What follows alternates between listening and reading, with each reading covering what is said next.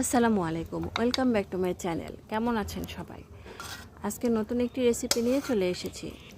রেসিপিটি শেষ পর্যন্ত দেখবেন, ভালো লাগলে লাইক কমেন্ট সাবস্ক্রাইব করতে ভুলবেন না। আর বিভিন্ন রকমের রেসিপি দেখতে চ্যানেলটি সাবস্ক্রাইব করে অবশ্যই পাশে থাকবেন।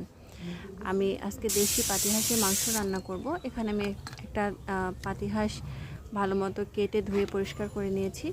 আমি টক দই দিয়ে দিলাম, আদা বাটা, জিরা বাটা, রসুন বাটা, লাল মরিচ গুঁড়া,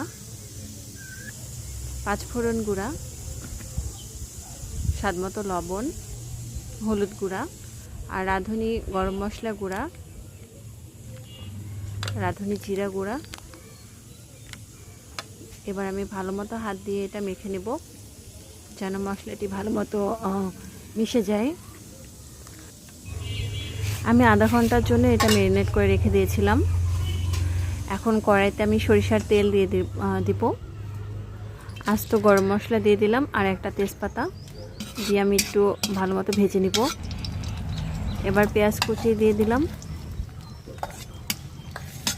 নেড়ে চেড়ে ভেজে নিব।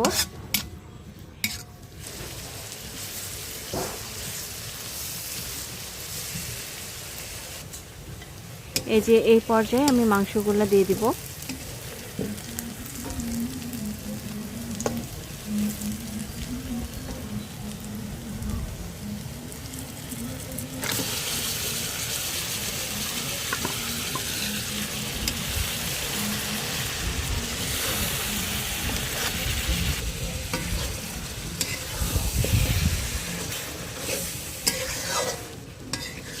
নেড়ে ছেড়ে আমি মিশিয়ে নিব।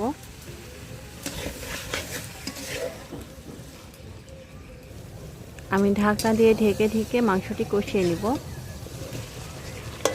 ভালো মতো কষাতে হবে যেন একটু কাঁচা গন্ধ না থাকে, যেহেতু আমি ম্যারিনেট করে মশলাগুলো দিয়েছি কাঁচা অবস্থায়।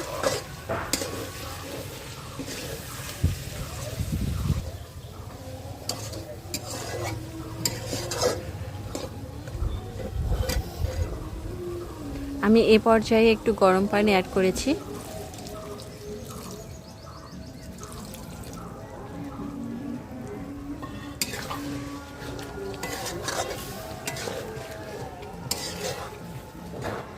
ঢাকনা দিয়ে ঢেকে আমি আবার রেখে দেব কিছুক্ষণের জন্য।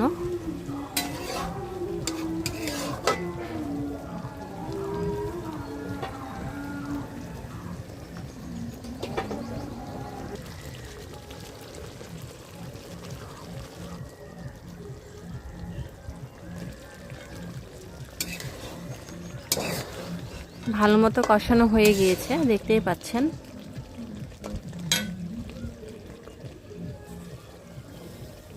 এখন আমি কয়েকটা আস্ত রসুন দিয়ে দিব।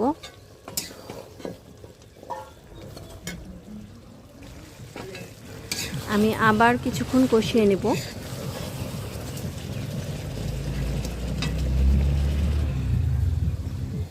ভালো মতো কষানো হয়ে গিয়েছে। এখন আমি গরম পানি দিয়ে দিলাম, একটু বেশি করে পানি দেব যেন মাংসটি ভালো মতো সেদ্ধ হয়ে আসে। নেড়ে চেড়ে আমি ঢাকনা দিয়ে ঢেকে রেখে দেব।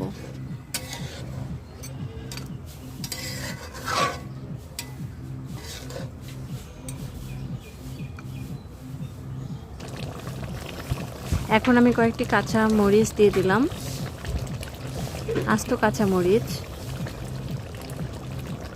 দিয়ে আমি আবার ঢাকনা দিয়ে ঢেকে রেখে দেব। এখন আমি গরম মশলা গুঁড়া, এটা ভাজা গরম মশলা গুঁড়া আর একটু জিরা গুঁড়া, ভাজা জিরা গুঁড়া আমি অ্যাড করলাম, এতে ফ্লেভারটা অনেক ভালো আসে।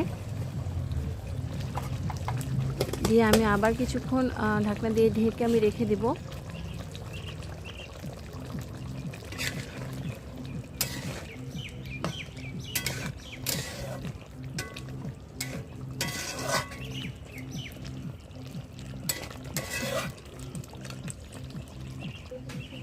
দেখতেই পাচ্ছেন কতটা সুন্দর হয়েছে।